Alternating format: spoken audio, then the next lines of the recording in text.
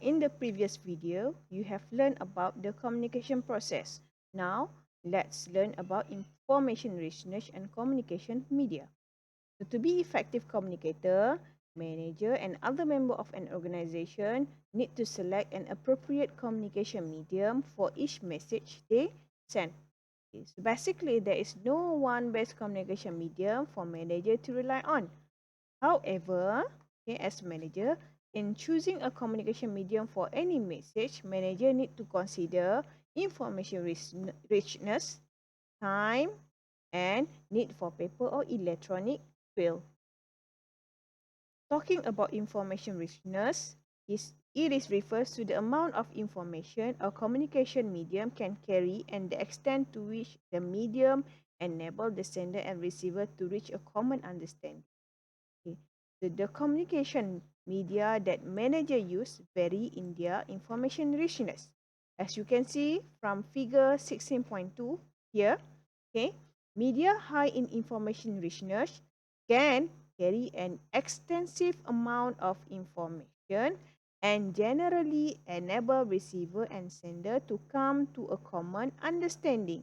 Okay, so for example, okay, the medium that have high information richness is face-to-face communication, okay, spoken communication electronically transmitted, then personally addressed written communication, and impersonal written communication. Okay, the first medium that have high information richness is face-to-face communication. Okay, for example, awak jumpa dengan kawan awak secara face-to-face. So basically, this medium has the highest information richness. Okay, so it can advantage for verbal and non-verbal signal. For example, okay, ProQuest. Although mainly electronic communication, every 4 months they will have face-to-face. Why face-to-face have high information richness? Because the face-to-face provides instant feedback, meaning that you can have direct feedback from the receiver to the sender. By wandering around, management take advantage of this with informal talk to workers. Okay.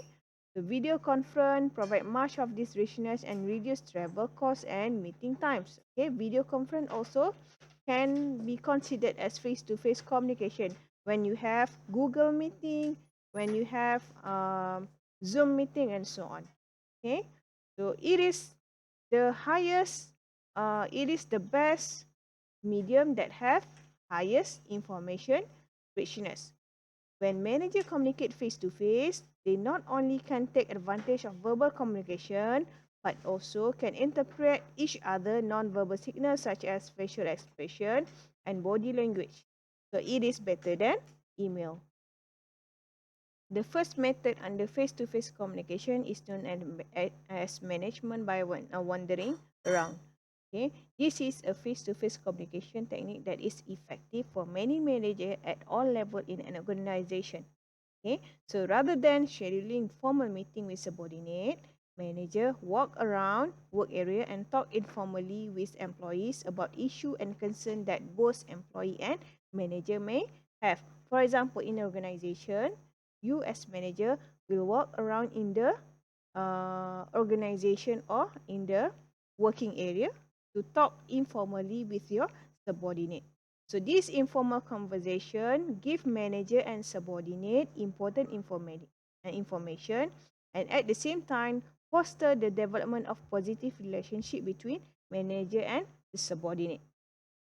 Second technique in face-to-face communication is known as spoken communication electronically transmitted. Okay, so this is not okay. So you need to know face-to-face communication is not always the medium of choice for manager because of the amount of time it can take and the lack of paper or electronic trail resulting from it.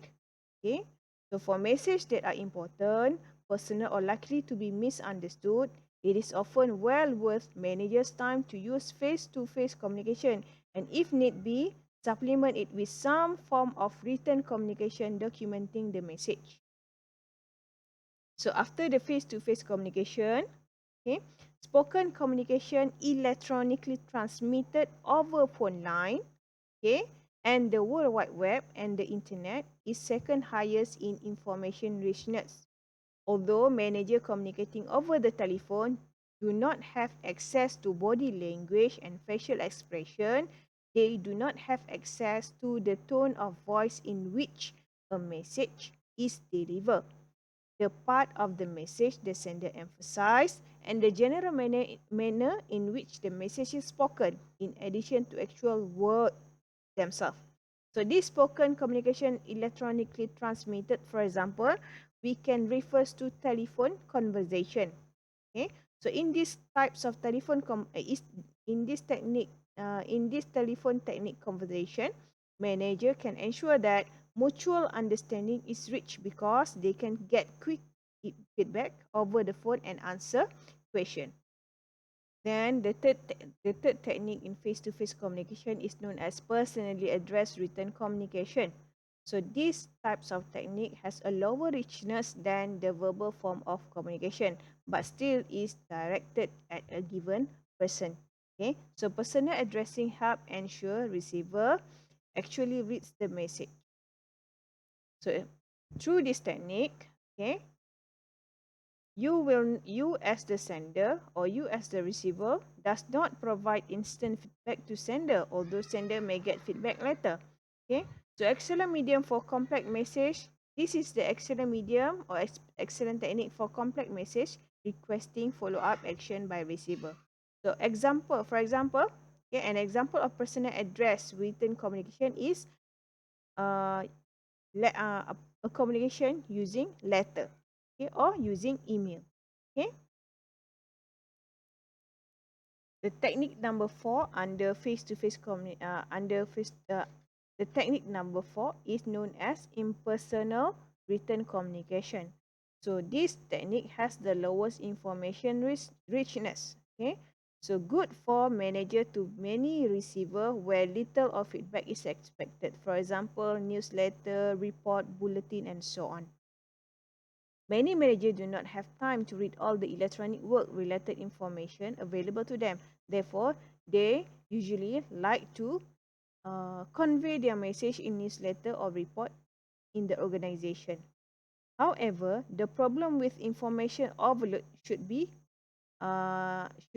considered.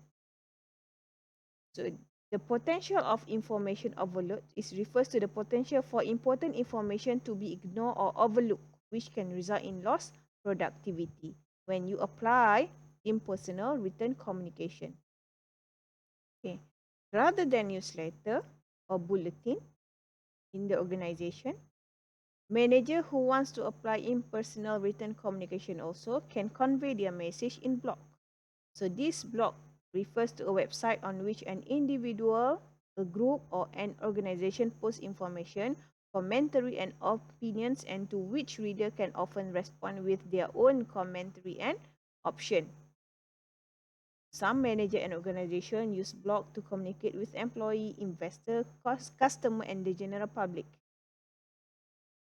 And some manager write their own blogs, and some company have corporate blog. Another thing is, okay, manager also can use social networking site when they want to apply impersonal written communication. So an example of social networking site is Facebook and Twitter.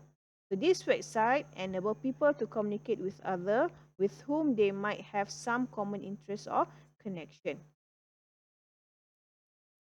So in this video, you have learned about the 4 medium of information richness that differ based on high information richness to the lowest information richness.